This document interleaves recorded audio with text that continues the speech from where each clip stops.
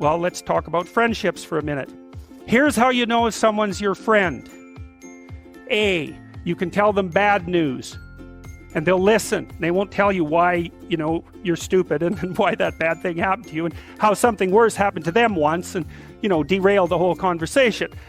You can actually tell them bad news and they'll listen. So that's a good thing. And then this is a weirder thing. You can tell them good news and they'll help you celebrate. And that's a really good way of deciding who you should have around you, because if you have someone around you, something good happens to you and you're kind of afraid to even admit it because, God, something good happened to you. It's like, you let that be known and it'll certainly be taken away. So, you come out and you sort of tell someone half-heartedly that something good happened to you and they give you a whack and then talk about, the great thing that happened to them 3 years ago, or worse, the great thing that happened to someone that they knew 3 years ago. It's like, go away from that person. They're not helpful to you, and they're not helpful to themselves either. And so you want to surround yourself, you got to think about this. You got to surround yourself with people who want the best for the best part of you. You can hang around with weasels and losers that are trying to pull you down to justify the fact that they're spiraling downhill as well.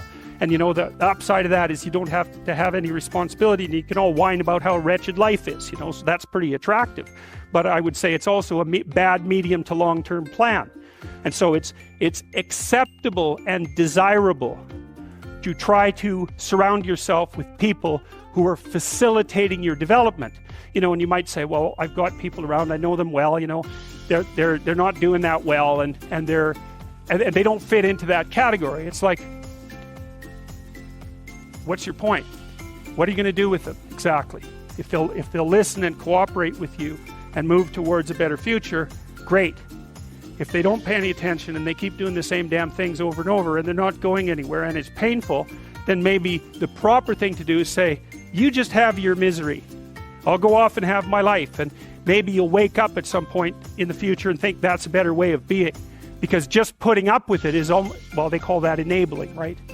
You put up with that sort of behavior, you're providing tacit consent for it and even tacit approval.